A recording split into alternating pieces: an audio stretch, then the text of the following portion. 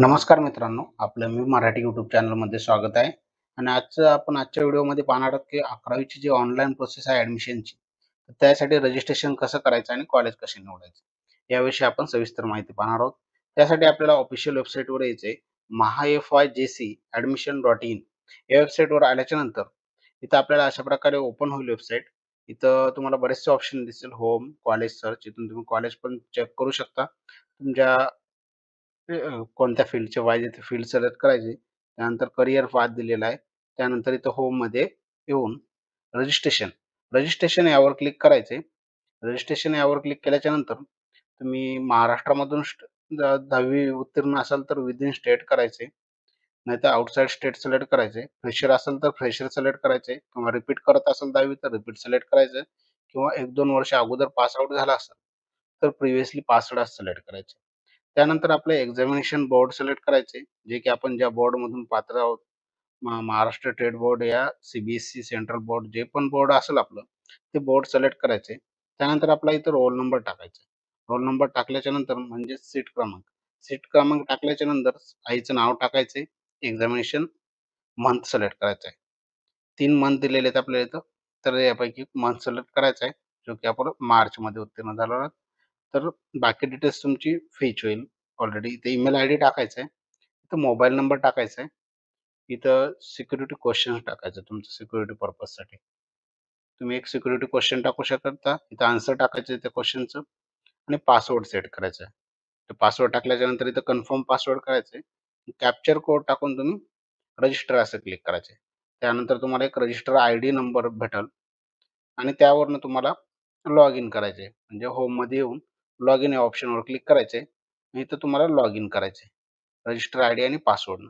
Log in केल्याच्या नंतर तुम्हाला असं पेज ओपन होईल, डॅशबोर्ड.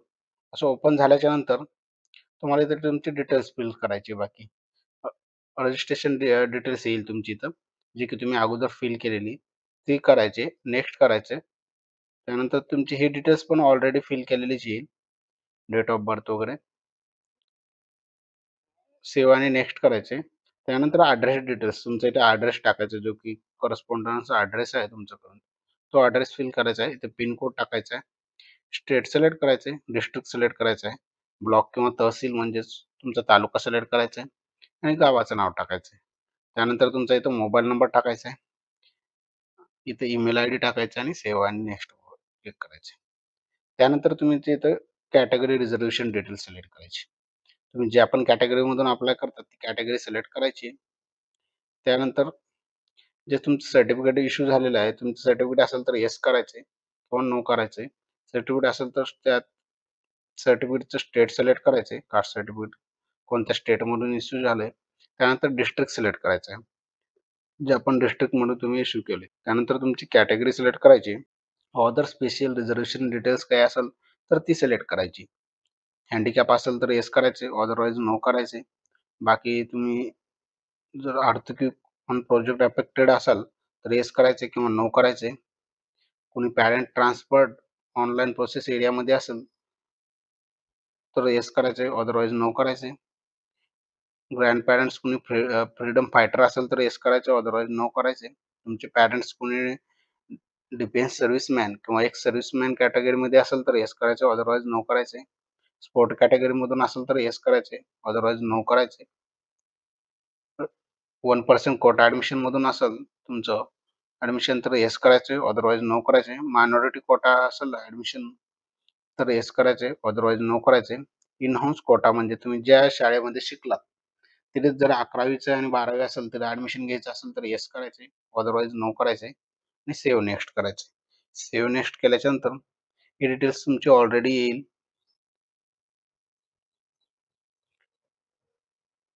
त्यानंतर सेव्ह आणि नेक्स्ट करायचे आणि तर तुमचे डॉक्युमेंट अपलोड करायचे.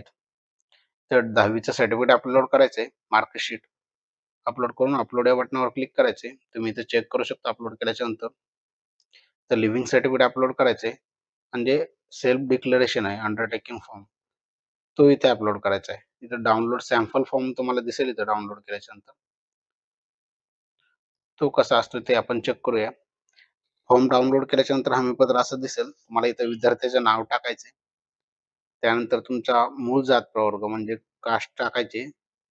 तुमची जे जात आहे, मराठा किंवा माळी, धनगर, अदर जी जात असेल, ते जात प्रवर्ग इथे टाकायचा आहे. त्यानंतर तुम्ही ज्या कास्टमधून येतात, ओबीसी वगैरे ते टाकायचे. त्यानंतर अन्य आरक्षणाचा लाभ घेणार असाल तर ते इथे टाकायचे. त्यानंतर तुमचं शहर निवडायचे. ज्या शहरातून तुम्ही अर्ज करत आहात, डिस्ट्रिक्ट ते टाकायचे. बाकीचे तुम्ही जे प्रमाणपत्र जोडणार आहात अर्जासोबत, तर टिक करायचे. जे जोडणार नसाल ते अनटिक करायचे. इथे डेट टाकायची ज्या दिवशी तुम्ही अर्ज करत आहात. इथं विद्यार्थ्याचे नाव आणि स्वाक्षरी टाकायची. इथं पालकाचे नाव आणि स्वाक्षरी टाकायची. अशा प्रकारे हा फॉर्म भरायचा आहे आणि इथे अपलोड करायचं आहे. हमीपत्र अपलोड केल्याच्या नंतर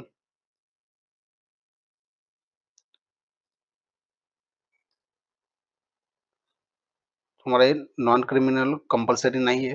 कास्ट सर्टिफिकेट तुम्ही कास्टमधून जर रिझर्व्हेशनमधून अप्लाय करत असाल तर अपलोड करावं लागेल. अपलोड केल्याच्या नंतर सेव्ह आणि नेक्स्ट करायचे. सेव्ह आणि नेक्स्ट केल्याच्या नंतर तुम्ही जर कास्टमधून अप्लाय करत असाल तर तुम्हाला ₹100 रजिस्ट्रेशन फीस लागेल किंवा ओपनमधून कॅटेगरीमधून अप्लाय करत असाल तर तुम्हाला ₹150 रजिस्ट्रेशन फीस आहे. ती ऑनलाईन तुम्ही क्रेडिट कार्ड, डेबिट कार्ड किंवा नेट बँकेतून पे करू शकता.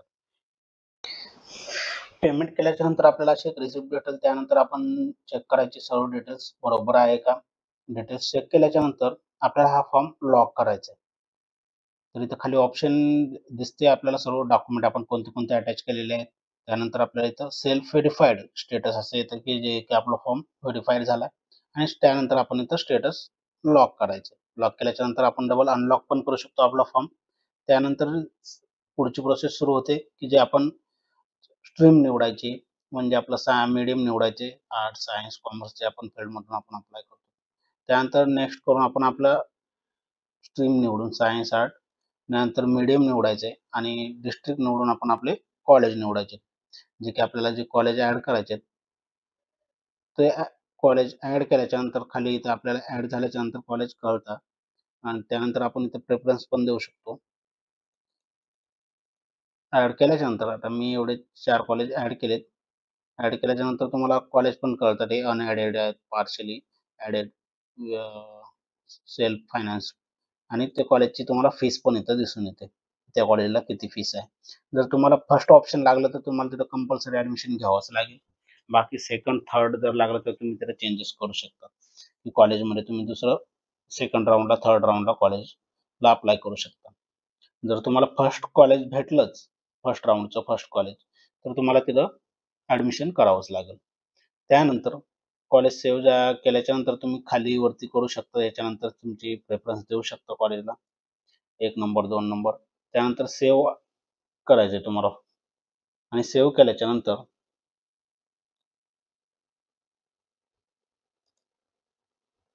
तुम्हाला फॉर्म लॉक करायचा आहे डबल हा.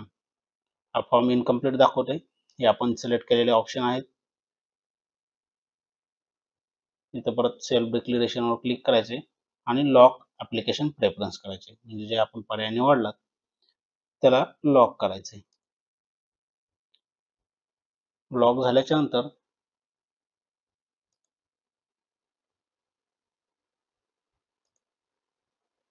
आपल्याला इथं आपल्या फॉर्मचं स्टेटस दिसेल येईल. पुन्हा स्टेटस चेक करू शकतो आपण.